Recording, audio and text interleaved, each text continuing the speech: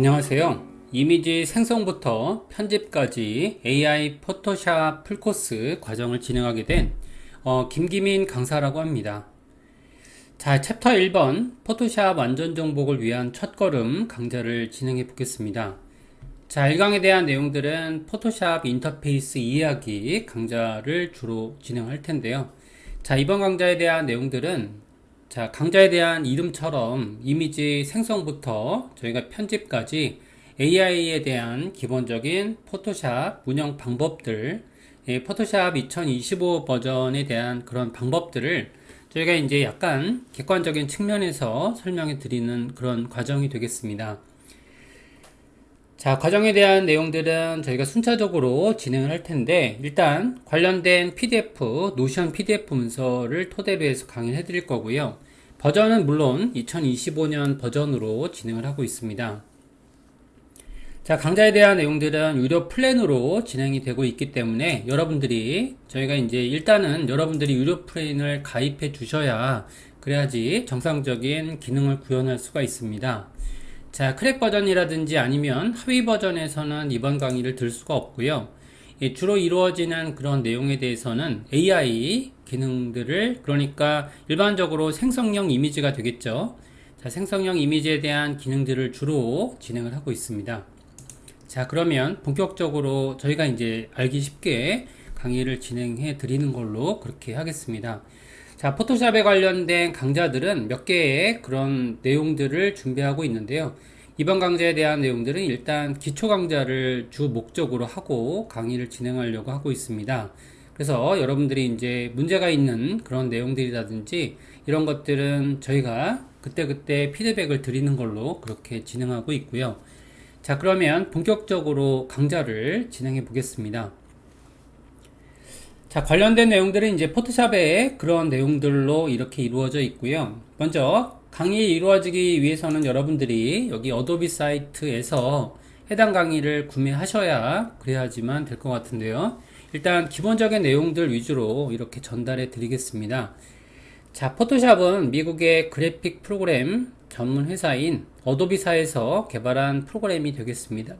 그래서 자, 초기에는 스캐너로 불러들인 이미지를 편집하기 위해서 만들어졌고요. 많은 기능들이 계속 추가되면서 이미지 편집 분야의 대표적인 그래픽 프로그램이 되었습니다. 자, 내용들은 이제 일단은 어도비 사이트에 공식으로 접근을 하시고요. 관련된 사이트의 URL은 여기 보시고 계시는 URL이 되겠고요. 자, 웹페이지에서 자, 위쪽에 가보시게 되면 크리에이티브 및 디자인 메뉴를 클릭합니다. 자, 클릭을 하시고요. 저도 이제 로그인이 되어 있지 않은 상태인데 여기서 주요 제품인 포토샵 설치할 프로그램을 선택하면 되겠죠. 자, 그러면 구매하기 버튼으로 넘어가게 되고요. 자, 여기에 대한 자세한 설명은 사실 뭐 어도비 광고하는 것도 아니고 내용들은 여러분들이 로그인 후에 구매 그리고 설치 후에 이 프로그램들을 활용할 수가 있습니다.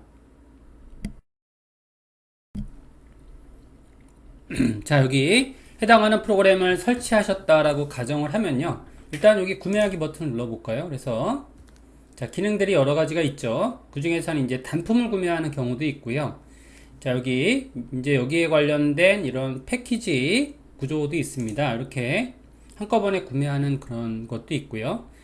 자, 일단은 이제 포토샵을 사용하실 때는 포토샵 프로그램을 설치를 하셨어요. 자, 설치하시게 되면 이제 기본적인 창이 이렇게 뜰 거고요. 그 다음에 여러 가지의 그런 레퍼런스 내용들이 나와 있습니다. 자, 물론 이제 여러분들이 기본적인 내용들을 토대로 해서 진행을 하고 있기 때문에 포토샵 같은 경우에는 이제 더 이상 전문가의 툴이라고 하기에는 좀 어렵습니다. 자, 왜 그러냐면 이제 자동 생성 기능들이 있기 때문에 이미지를 구하거나 이런 시간적인 부분들을 절약해주는 그런 기능들이 있죠. 자, 먼저 이제 작업 화면과 도구 패널에 대해서 살펴보는 걸로 그렇게 하겠습니다. 자, 먼저 포토샵의 작업 화면과 도구 패널들을 보기 위해서 일단은 이제 여기 새로운 창을 여는 자, 오픈이라고 하게 되면 저희가 이제 강좌를 열 수가 있고요. 자, 그 다음에 여기서는 새로운 파일을 이렇게 열거나 진행할 수 있습니다. 자, 먼저 이제 기능들을 열어보기 위해서 우리가 이제 새로운 창을 이렇게 클릭을 하고요. 열어볼 수가 있죠. 이제 클릭을 하시게 되면, 자, 그러면 새 창으로 우리가 작업을 할 수가 있을 겁니다. 창이 이렇게 뜰 텐데요. 자, 여기에 대한 새로운 창에 대한 이런 설정 상자가 이렇게 뜨고 있죠. 자, 이렇게 뜨고 있고요. 새 창에 대한 내용들은 나중에 공부를 다시 할 텐데요. 일단은 이제 여기 지금 도구 패널들을 설명하기 위해서 이렇게 창을 띄우고 있습니다. 일단은 여기에 프리셋 디테일이라는 기능이 있죠. 이 기능들은 일단은 제목에 대한 예시가 되겠고요. 물론 현재는 저장되는 그런 기능은 아닙니다. 여기서 여러분들이 작업하시는 그런 기본적인 그런 예정 이름이라고 보시면 돼요. 별칭을 만드신다라고 보시면 되실 것 같고요. 저는 이제 여기 example이라고 할게요. 이렇게 만들었고요. 그 다음에 이제 바로 여기서는 이렇게 저장할 수도 있습니다. 가로 세로 크기를 지정할 수도 있어요. 여기서는 이제 예를 들어서 저는 이제 500짜리의 문서를 만들었다고 하는데, 자, 여기서는 여기 픽셀이란 단위가 있죠. 픽셀이란 단위가 있는데 여기서는 여기에 대한 내용들을 수정을 할 수가 있습니다. 그래서 인치라고 변경할 수도 있고요. 센티미터, 밀리미터, 포인트, 피카라는 방식으로 바꿀 수 있는데, 일반적으로 이제 우리는 웹 작업을 기반으로 해서 수업을 하고 있습니다. 그래서 전자출판이라든지 이런 쪽에 작업을 하시기 위해서는 저희가 이제 센티미터나 밀리미터로 세팅을 한 다음에 작업을 해야겠죠. 자, 저희는 이제 500짜리 정사각형의 도큐먼트를 만들 텐데, 만들 때에는 여기 있는 오리엔테이션이라는 게 있는데, 여기서는 일반적으로 저희가 이렇게 그냥 기본적인 설정을 하고 진행하는 걸로 할게요. 자, 그 다음에 이제 아트보드라는 기능이 있습니다. 아트보드라는 기능은 여기서는 이제 여러 개의 문서를 하나의 파일에 만들 수 있느냐, 그런 설정을 하는 부분인데, 일반적으로 이제 기초 작업을 할 때는 아트보드를 설정하지 않고 진행하고 있습니다. 자, 그 다음에 이제 해상도라는 부분이 있는데요. 여기에서부터는 그냥 기본 세팅을 가는 걸로 할게요. 여기서부터 요 내용에 대해서는 나중에 또 설명을 드리는 걸로 그렇게 하겠습니다. 일단은 이제 가로 세로 크기 픽셀 정도만 지정을 하고요. 크리트, 여기 여러 가지의 기능들이 있죠. 이런 기능들을 다 소개해 드리기는 어렵기 때문에 저희가 이제 순차적으로 이번 강좌는 아주 기초적인 그런 내용들 강좌라고 보시면 되시는데, 자, 먼저 열어볼게요.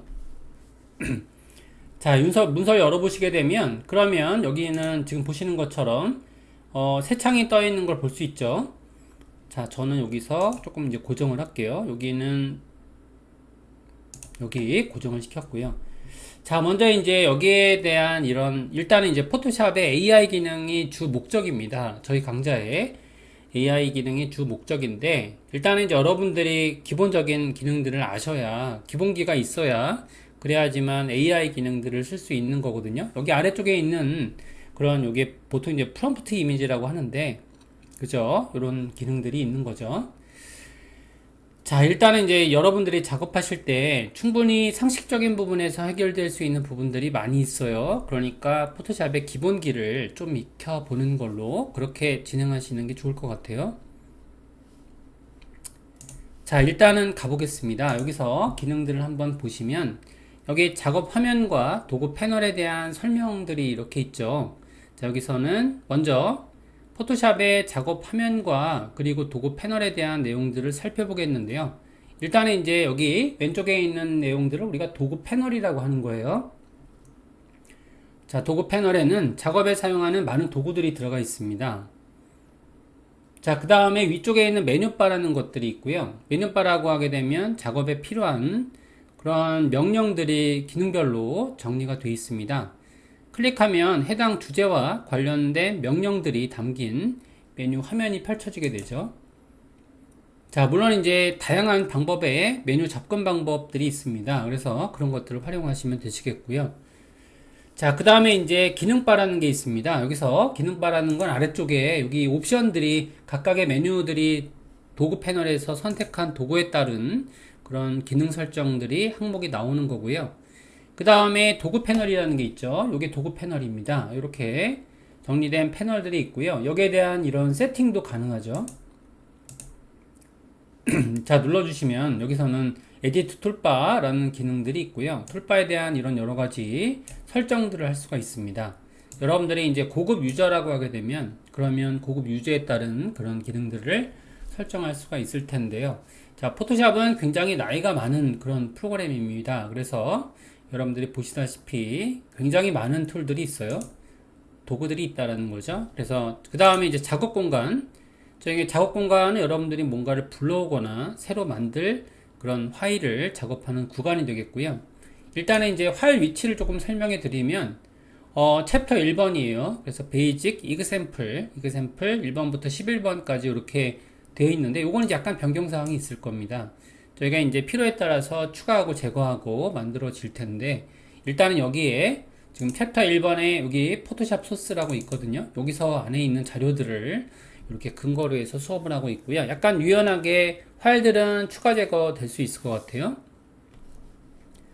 자, 그 다음에 이제 패널이라는 것이 있습니다. 패널은 이제 오른쪽에 있는 구간들인데, 자, 이런 내용들은 저희가 이제 도구와 함께 작업에 사용되는 그런 보조 팔레트가 되겠죠. 자, 여러 종류가 있고요. 메뉴바에서 윈도우 메뉴를 클릭하면 그러면은 자, 모든 메뉴가 이렇게 패널 목록들이 나타나게 되는 거죠. 이 패널에 따른 내용들입니다. 예를 들어서 여러분들이 보고 계신 레이어라든지 이런 프로퍼티스 기능들이 있는 거죠. 작업을 하시다가 제가 이제 필요한 패널에 대해서는 다시 한번 설명드리는 걸로 그렇게 하고요. 뭐 사실 제일 중요한 패널은 자, 두 가지입니다. 일단 프로퍼티스. 자, 프로퍼티스는 AI 기능을 사용할 수 있는 제너레이트 필 기능이 있는 기능이에요. 그런 패널이 바로 프로퍼티스 패널이고요. 레이어라는 패널이 있습니다. 레이어라는 패널은 뭐 중요하겠죠. 자, 그 다음에 여기서는 이제 작업 패널에 대해서는 저희가 체크 표시가 돼 있어야 이렇게 돼 있는 건데 뭐 두 가지만 저희가 선택되어 있진 않겠죠. 그래서 이제 여기서는 숨겨져 있는 패널은 표시가 되지 않기 때문에 자, 메뉴를 여러 가지 예를 들어서 여러분들이 여기 해당하는 내비게이터를 클릭한다. 이것도 이제 여러 가지 기능이 있는데 이걸 클릭하시면 이렇게 내비게이터 패널이 등장하는 걸 볼 수 있습니다. 저는 이제 사용하지 않을 거기 때문에 자, 근데 이제 사용하는 패널에 있어서는 뭐 가장 기본적인 패널들은 조금 저희가 세팅하는 게 좋으실 것 같아요. 저는 이제 쉐이프라든지 이런 것들은 안 쓰거든요. 그래서 저는 일반적으로 가장 기본적인 패널 성격인 프로퍼티스, 레이어, 채널 패스 그 다음에 이제 글자 쓰는 게 중요하니까 캐릭터와 패러그래프 이런 것들을 조금 말씀을 드리고 싶습니다. 이렇게 꼭 이걸 맞춰서 만들 필요는 없고요. 기능적으로 이렇게 설명을 드릴 수 있을 것 같아요. 자, 그 다음에 저희가 이제 생성형 AI에 대한 그런 이야기를 조금 해볼게요. 자, 말씀드린 것처럼 생성형 AI라고 하게 되면 그러면은 굉장히 저희가 좀 부담스럽게 느끼실 것 같긴 한데 생성형 AI는 사실 굉장히 사용하기 쉬운 그런 도구입니다. 그래서 여러분들이 만들었던 그런 기능들이 있는데 가장 대표적인 기능들은 제너레이티브 필 기능이 아닌가 싶어요. 뭐 약간 영단어라서 여러분들이 조금 거부감이 있으실 수 있는데 뭐 간단하게 이미지를 생성하는 거라고 보시면 돼요. 자, 이미지를 생성하시는 방법은 여기 세 가지 기능이 있는 것 같습니다. 세 가지 그런 접근 방법이 있는 것 같고요. 자, 여기 제너레이트 기능에 대해서 조금 소개해 드리는 걸로 할게요. 여기 한 시간에 다 담기에는 조금 어렵지만 뭐 여러 가지 기능들을 좀 소개해 드리면서 이렇게 진행해 드리는 걸로 자, 그렇게 할게요. 자, 여기에 있는 기능들을 눌러 보시면 그러면은 제너레이트 이미지라는 게 있거든요. 제너레이트 이미지 기능을 눌러 보시면 이렇게 제너레이트 기능이 뜹니다. 이렇게 해서 기능들을 적용할 수가 있어요. 그죠? 이렇게 적용할 수가 있고요. 자, 그 다음에 여기에 따라서 옵션들을 정할 수가 있습니다. 옵션들도 좀 까다롭긴 한데 이런 내용들은 제가 이제 다음 시간에 조금 강좌를 준비하는 게 좋을 것 같아요. 이런 식으로 한번 접근하는 게 있고요. 아래쪽에 여기 있는 기능들이 있습니다. 그래서 그게 진행이 되면 그러면 프로퍼티스 기능으로 이게 뜨거든요. 근데 이제 이런 것들은 조금 시간이 걸리니까 요건 다음 시간에 저희가 진행해 드리는 걸로 그렇게 하고요. 자, 그 다음에 저희가 이제 여기에 따른 그런 내용들은 지금 진행을 저희가 디테일하게 인터페이스에 관련된 내용을 진행하고 있기 때문에 뭐 첫 시간은 거의 오리엔테이션이라고 보시면 되실 것 같아요.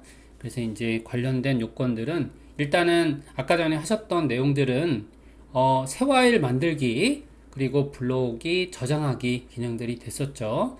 그래서 이제 작업을 시작하기 위해서 반드시 알아야 되는 그런 새 파일 만드는 방법, 파일을 불러오는 그런 저장하는 방법들을 배워보겠습니다. 자, 새 파일은요, 여러분들이 프로그램을 시작하면 그러면 new 파일 버튼을 눌러서 저희가 열 수가 있죠. 자, 그러면 이제 여기서는 지금 파일을 지금처럼 요번에 이제 새 창을 열었는데 새 창을 여는 거를 다시 한번 해볼게요. 여기서는 new 버튼을 사용해서 바깥쪽에 있는 아이콘들이 좀 다르죠. 자, 이렇게 하시면 여기서는 이제 설정하는 게 좀 다를 수 있습니다. 자, 이렇게 하시면 이거는 옛날에 대한 그런 설정 방법이고요. 제가 이제 조금 알려드리는 방법은 바깥쪽에서 이걸 생성하는 방법이 또 달라요. 이렇게 하시면 그러면 여기서 new file 이렇게 설정할 수가 있죠. 그러면은 여기 설정상이 좀 바뀌었네요, 그죠? 이렇게 바뀌었는데 뭐 크게 지장은 없습니다. 여기서 해당하는 그런 파일 이름에 대해 설정할 수 있는데 여기 좀 바뀌었네요, 그죠? 이렇게 기능들이 좀 바뀌었는데 new file 그죠? 자, 이렇게 하시면 일단은 여기에 있는 그 이름을 지정할 수가 있어요. 이름, 파일 이름을 아까 전에 이제 기능상에서 떴을 때 프리셋 디테일이라는 기능으로 됐었죠. 요건 아까 전에 이제 저장은 안 됐습니다. 여기 이렇게 되고요. 도큐먼트 타입이라는 게 있죠. 도큐먼트 타입을 눌러보면 그러면은 여러 가지 저희가 그 용도가 나오게 되죠. 일단은 이제 뭐 여러분들이 포토를 만들 사진을 만들 용도냐 아니면 웹을 위한 용도냐 아니면 일러스트레이션을 위한 용도냐 이런 것들을 정할 수가 있어요. 저는 이제 그냥 커스텀 스타일로 기초 스타일은 원래 커스텀입니다. 그죠? 이렇게 지정을 했고요. 그 다음에 이제 가로 세로 크기를 정할 수가 있습니다. 일반적으로 해상도를 좀 위드 하이트라고 보통 얘기하게 되는데 여기에 따른 내용들은 여러분들이 도큐먼트에 가로 너비와 세로 높이를 입력할 때 쓰게 되는 거죠. 자, 오른쪽에 있는 그런 선택 상자에서 단위를 지정하시면 되시는데 저희가 이제 모니터나 화상일 경우에는 픽셀, 인쇄물일 경우에는 센티미터의 단위가 되는데 아까 전에 이제 초반에 나왔던 대화 상자랑 조금 다르죠. 자, 이렇게 돼 있고요. 그 다음에 여기서는 레졸루션이라는 게 있어요. 레졸루션은 보통 이제 해상도를 설정을 하는 거고요. 그러니까 말 그대로 제게 이제 이미지에 대한 그런 어떻게 보면 이미지를 해상력을 결정하는 그런 부분이죠. 자, 모니터의 이미지는 72dpi를 보통 얘기하고 있고요. 아까 전에도 말씀드렸던 것과 동일하게 지금 저희가 보통 이제 기본적인 내용들은 웹을 기반으로 해서 작업을 하고 있거든요. 웹 같은 경우에는 영상에 대한 내용들이라고 보시면 되시는데 보통 이제 72dpi 용도로 작업을 하고 있습니다. 그 다음 이제 인쇄물 이미지는 보통 300dpi 이상 해상도를 지정하고 있고요. 여기서는 72dpi 해상력이라는 거죠. 이게 높아지면 그러면은 이제 이미지가 용량이 커지고 더 그죠? 해상력이 좋은 이미지를 가질 수 있죠. 칼라 모드라는 게 있습니다. 칼라 모드. 칼라 모드는 모니터 이미지를 보통 RGB 칼라라고 보통 얘기하고요. 인쇄물 이미지 같은 경우에는 CMYK 칼라 모드를 선택해서 적용을 하고 있습니다. 자, 그 다음에 저희가 이제 파일을 만든 후에는 저희가 이제 이미지 모드 같은 경우로 메뉴를 수정할 수가 있습니다. 일단 저희가 그 다음에 이제 보통 일반적으로 기본 설정인 8비트 설정을 하면 돼요. 자, 여기에는 원래 산업 규격이 8비트입니다. 자, 그 다음에 이제 인쇄를 위해서는 여기선 CMYK로 바꿔주고요. 그 다음에 흑백 모드일 경우에는 그레이스케일 이렇게 이미지를 변경하는데 보통의 경우에는 이제 저희가 웹을 기반으로 해서 작업한다고 말씀드렸죠. 그럴 경우에는 일반적으로 저희는 이제 이렇게 RGB 칼라 스케일을 쓰고 있습니다. 이렇게 쓰고 있고요. 자, 그 다음에 백그라운드 컨텐츠라는 게 있어요. 백그라운드 컨텐츠라고 하게 되면 배경색을 설정할 때 쓰게 됩니다. 그래서 배경색을 설정할 때는 여러 가지가 있죠. 기본적으로 이제 화이트를 쓰고요. 블랙, 그 다음에 백그라운드 컬러, 이제 컬러 옵션에 나와 있는 보통 이제 이렇게 돼서 새 창을 열어주시면 되시고요. 자, 이런 식으로 해서 저희가 이제 기능 적용을 한 거죠. 그 다음에 요번엔 열어보는 걸로 한번 할게요. 파일 오픈으로 열어보겠습니다. 오픈 기능을 열어보시면 제가 이렇게 돼서 지금 기능이 챕터 1번에 이렇게 돼 있죠. 베이직 이그샘플 첫 번째 이미지를 한번 열어볼게요.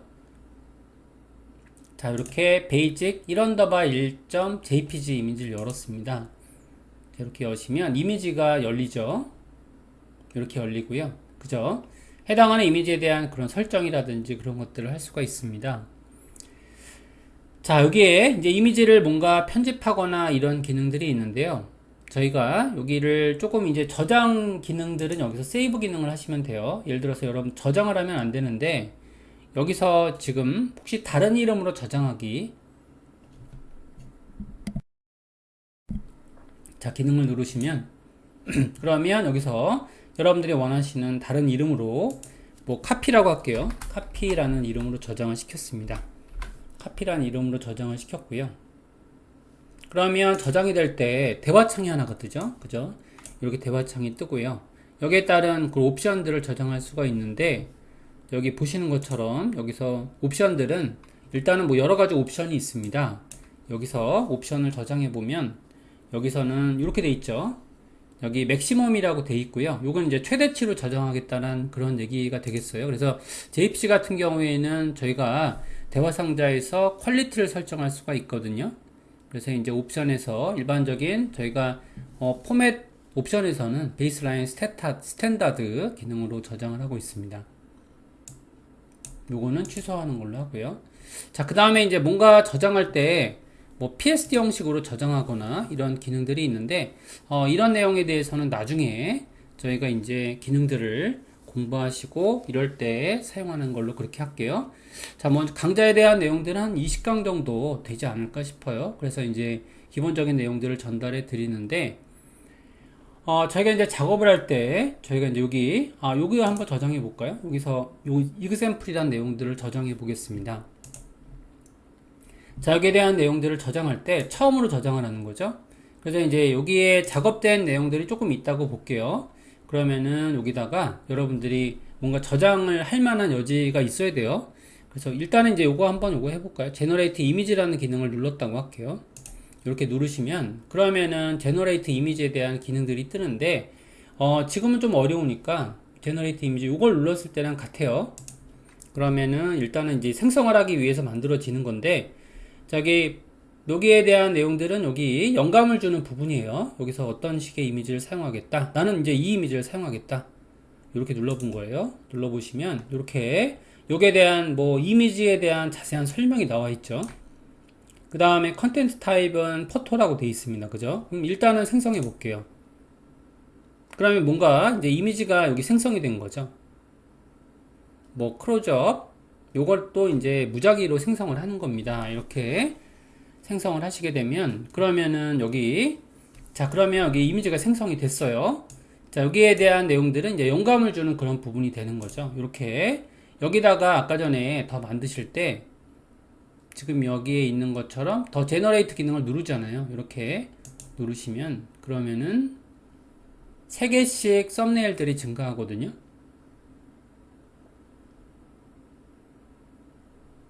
자, 이런 식으로 여러분들이 작업하실 때 어떤 도움을 받을 수가 있습니다. 이런 식으로. 자, 추가되는 내용들이 이렇게 될 수가 있고요.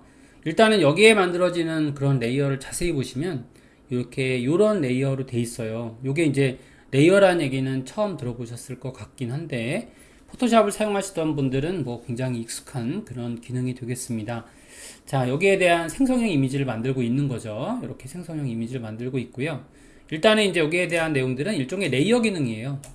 뭐 다른 이미지로 한번 생성해 볼까요? 여기서 뭐 예를 들어서 이제 이게 하나의 그 모티브가 되는 거예요. 모티브. 그래서 저는 조금 화사한 이런 이미지를 사용을 했다. 요걸 이제 하는데 여기는 제너레이트 이미지에 대한 여기 프롬프트 창에 이런 식으로 입력했을 때 이 이미지가 생성된다라는 거예요. 여기에 있는 내용들은요, 일종의 어떤 내용이 되냐면 영감이 될 수도 있어요. 영감 이미지가 될 수가 있습니다. 그래서 이제 여기서 있는 이미지를 아니면 아트라는 기능도 있어요. 아트를 누르면요 조금 달라집니다. 아트를 눌러서 여기는 이제 바뀌는 건 없는데 요거에 대한 내용이 아트라고 하게 되면 조금 더 예술적인 그리고 사진적인 그런 입장에서 접근하게 돼요. 일단은 저는 이렇게 포토라고 하고요. 여기다 눌러놓고 제너레이트 기능을 눌러볼게요. 자, 생성을 하고 있습니다. 이렇게 생성을 하시면 이미지가 생성이 되죠. 자, 포토샵은 뭐 이제 더 이상 어떻게 보면 전문가적인 툴이라고 하기가 좀 어려워요. 왜냐하면 누구나 보면 알 수 있거든요. 그죠? 이렇게 생성이 됐어요. 아까 전에 있는 내용들이 이제 그 영감을 받은 거예요. 인스파이어 했다는 그런 내용이 되는데 이렇게 여기다가 더 베리에이션을 만드실 때는 여기다가 제너레이트 버튼이 있거든요. 이렇게 눌러주시면 여기에 이렇게 입력을 했다는 건데 직접 입력할 수도 있습니다. 예를 들어서 여러분들이 입력할 때 한글로 입력해도 되거든요. 그래서 뭐 앞마당이라고 할게요. 앞마당. 이것도 뭐 직접 지금 생각이 난 겁니다. 자, 이렇게 제너레이트 기능을 누르시면 근데 효율적인 측면에서는 아무래도 영어로 이렇게 직접적으로 입력하는 게 번역기 같은 거 있잖아요. 여러분들 번역기 같은 걸로 번역을 하는 게 더 정확하게 앞마당을 잘 인식을 못해요. 그죠? 잘 인식을 못하죠. 자, 이렇게 돼서 그러니까 이렇지는 않잖아요. 앞마당이. 그죠? 그러니까 이제 입력할 때는 조금 그죠? 이런 식으로 하시면 됩니다. 자, 여기에 대한 내용들은 레이어이기 때문에 여기 그리고 요걸 다시 누르시잖아요. 그러면 여기 편집 창으로 다시 갈 수가 있어요. 편집에 대한 내용들로 갈 수가 있습니다. 여기 이제 옵션이 계속 뜨는 거, 닫을 때는 안 뜨거든요. 이걸 뜨면 여기에 대한 제너레이트, 아까 전에 생성했던 이미지에 대한 정보들이 이렇게 붙어 있습니다. 이런 것들이 이제 생성형 AI에 대한 그런 기능들이 되겠고요. 자, 뭐 이미지 생성해주는 그런 기능이죠. 자, 포토샵에서는 이 기능이 가장 주력 기능이라고 보시면 돼요. 자, 그래서 저희가 2025년 버전이 나왔을 때는 여기에 요 기능이 하나가 추가됐어요. 추가돼서 다음 시간에 요거는 할 텐데요. 이렇게. 근데 여기에 대한 내용들을 저희가 저장해 볼게요. 파일 세이브. 이제는 세이브가 뜨죠. 세이브 기능을 누르시면 그러면 여기에 example.psd로 저장되는 거 볼 수 있죠. 자, 이렇게 저장이 되고요. psd로 저장됐다는 건 이 포토샵 전용 파일이라는 뜻입니다. 이렇게. 자, 이렇게 되고요. 그 다음에 여러분들이 여기서 저희가 이제 기본적으로 웹용 이미지를 주로 쓴다고 말씀을 드렸죠. 그래서 여기 대화에 대한 이미지가 여기서 여기 Save for Web이라는 기능이 있어요. 익스포트라고 가시면 가장 이제 유명한 기능은 이겁니다. 이렇게. 근데 이제 Quick Export as PNG라는 기능이 있어요. Quick Export as PNG라는 기능이 있는데 이건 이제 PNG로 바로 전송하는 거고 그 다음에 Export as 기능을 눌러볼게요. 이걸 누르시면 그러면은 여기서 여러분들이 이제 아까 전에는 레이어가 여러 개 있었잖아요. 그죠? 여기 레이어가 있는 이미지인데 이제 PNG로 전송하겠다. 이렇게 돼서 나는 전송하는 그런 옵션들을 설정할 수가 있는 거죠. 대화창이 크니까 이렇게 놓고요. 여기다가 익스포트 하시면 그러면 됩니다. 여기서 익스포트 하시면 전송이 돼요. 이렇게 하시면 그 기능으로 example.png 저장을 시켰고요. 저는 자, 그러면 해당 폴더를 볼게요. 이렇게 가보시면 뭐 어렵지 않습니다.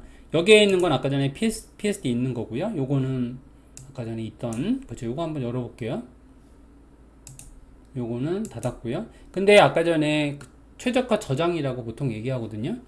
그래서 효율적으로 저장할 때는 이렇게 한번 저장되는 기능이 있고요. 여기서 드래그 드랍을 하셔도 됩니다. 이렇게 드래그 드랍을 하셔도 되고요. 자, 그 다음에 이제 환경 설정에 대한 이야기를 조금 할 텐데, 자, 만약에 여러분들이 작업을 하실 때 혹시라도 자, 문서가 막 이렇게 열었던 문서들이 뜰 거예요. 근데 만약에 이게 저는 이거 싫더라고요. 그래서 이제 이런 기능들을 제거할 때는 여기에 지금 컨트롤 K 한번 눌러볼게요. 화면이 작기 때문에 컨트롤 K를 한번 눌러보면 그러면 여기 대화창이 뜨죠. 여기에 대한 환경 설정 대화창이 뜹니다. 그럼 여기에서 어떻게 하냐면 여기 파일 핸들링이라는 부분이 있어요. 여기 어디에 있냐면 여기 인터페이스가 있고요. 스크래치 파일 핸들링이라는 부분이 있죠. 글자가 작아서 여기에 대한 부분 보시면 여기에 recent file list contains라고 되어 있죠. 보통 저는 영문 버전으로 수업하고 있습니다. 영문이 좋아요. 한글은요 조금 모호하거든요. 이 번역 자체가 모호해서 요거는 0이라고 놓고 하고 있어요. 0이라고 놓으시면 그러면은 저희가 창이 뜰 때 지금처럼 이렇게 저처럼 깔끔한 첫 번째의 그런 화면을 볼 수가 있습니다. 자, 여기까지 해서 저희가 이제 1강에 대한 내용들을 조금 전달해 드렸어요. 1강에 대한 내용들은 일단은 이제 포토샵 인터페이스를 이해하는 그런 과정이 되겠습니다. 자, 그래서요, 여러분들이 이제 조금씩 AI 기능을 위주로 해서 자, 여기에 이미지 생성부터 편집까지 AI 포토샵 풀 코스가 되겠는데 해당 기능은 아주 기초적인 그런 내용들 위주로 포토샵에 한 20강 정도 전달해 드리는 그런 내용이 되겠습니다. 자, 이번 시간은 여기서 마치는 걸로 그렇게 할게요.